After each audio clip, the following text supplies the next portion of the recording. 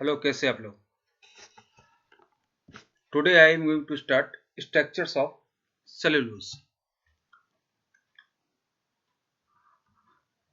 Cellulose formula is C6H10O5 whole N.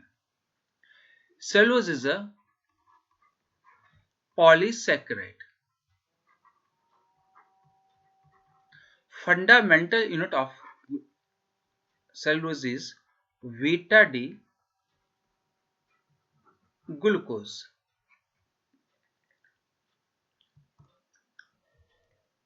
Glucose, aldohexose. First carbon aldehyde form, second, third, fourth, fifth, last one in the form of primary alcohol.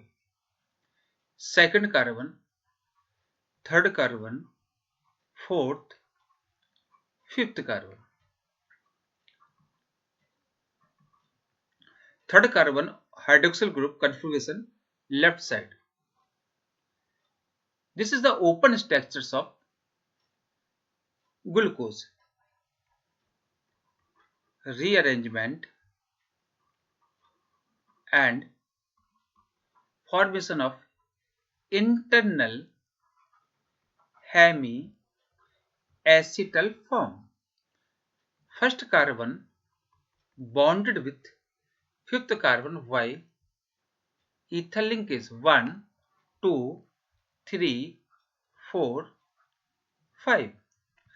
During the hemiacetal form, fifth number carbon bonded to hydroxyl group, the hydrogen combined with oxygen of carbonyl group and configuration of first carbon OH is left side, then is called beta form, and first carbon bonded with fifth number carbon Y ethyl linkage. This is called hemiacetal form of glucose. 1, 2, 3, 4.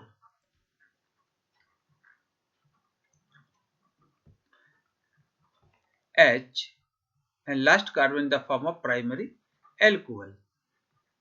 This is beta D glucose structures. This is called Fischer projection formula of glucose beta form. Haworth suggests glucose resemble structures pyrene heterocyclic organic compound. Then beta form of glucose is, according Haworth, O, first carbon, second, third, fourth, fifth. Fifth in the form of CH2OH, upward direction H. Beta form OH, H, OH, H, H, OH, OH and H.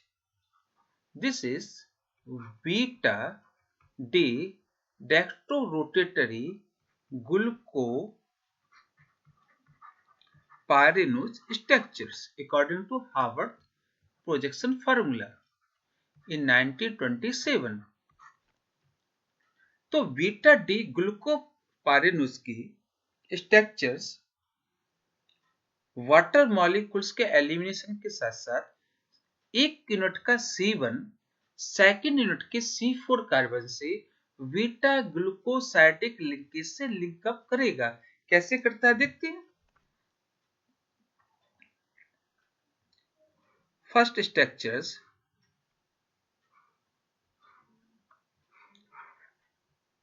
Beta form OH H, second carbon, third carbon, 4, fifth and 6 CH2OH. Second unit,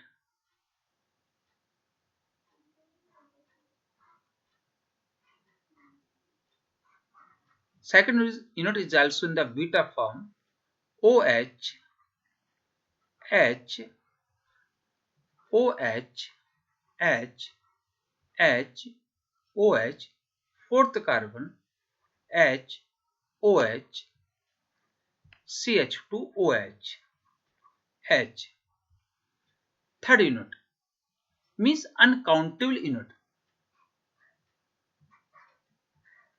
O, OH, H, OH, H, H, OH, OH, H, CH2, OH and H.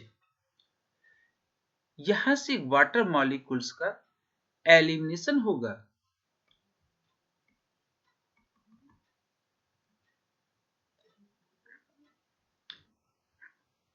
तो आपकी first unit का carbon second unit की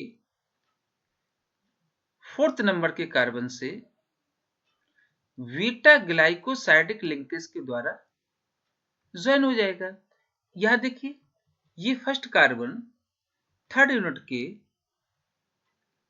fourth carbon के hydroxyl group के H के साथ water molecules का elimination करेगा और क्या होगा, फर्स्ट कार्बन फोर्थ कार्बन से बीटा ग्लूकोसाइडिक लिंकेज से ज्वाइन हो जाएगा। इस स्ट्रक्चर्स को फिर से बनाते हैं।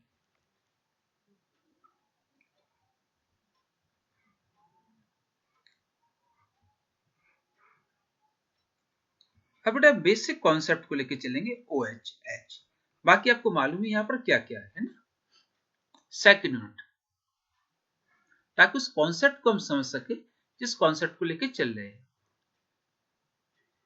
OH, H, next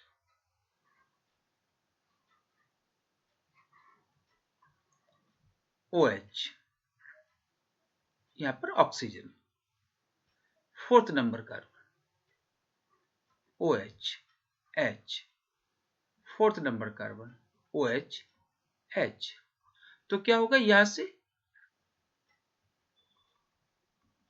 water molecules का एलिमिनेशन होगा और फर्स्ट कार्बन सेकेंड यूनिट के फोर्थ कार्बन से ग्लाइकोसाइडिक लिंकेज के द्वारा बॉन्डेड हो जाएगा। तो यहां से हम वाटर मॉलिक्यूल्स को इरेज कर दे रहे हैं, केवल एक ऑक्सीजन रह जाएगा।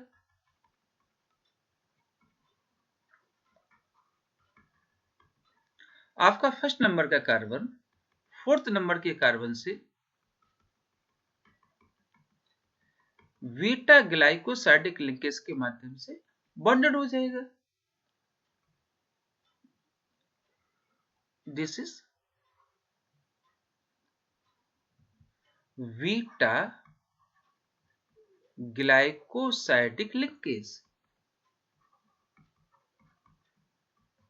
देखिए, यहां भी क्या होगा, वाटर मॉलिक्यूल्स निकल जाएगा। वाटर मॉलिक्यूल्स निकलेगा तो आपका फोर्थ नंबर का कार्बन फर्स्ट नंबर के कार्बन से बॉन्डेड हो जाएगा।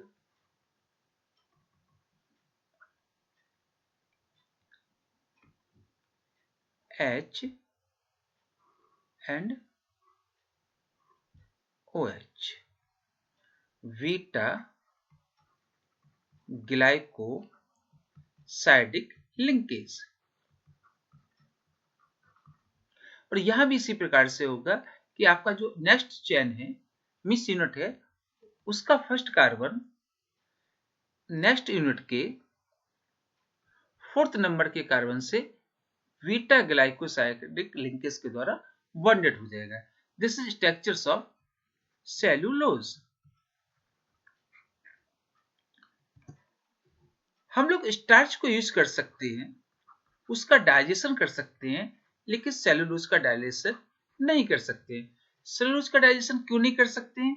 क्योंकि सेल्यूलोज को डाइजेशन करने के लिए एक बैक्टीरिया की रिक्वायरमेंट होती है, is called सेल्यूलाइटिक bacteria.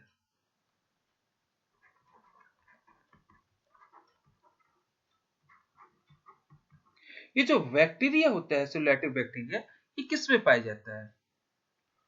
Ruminant animals में।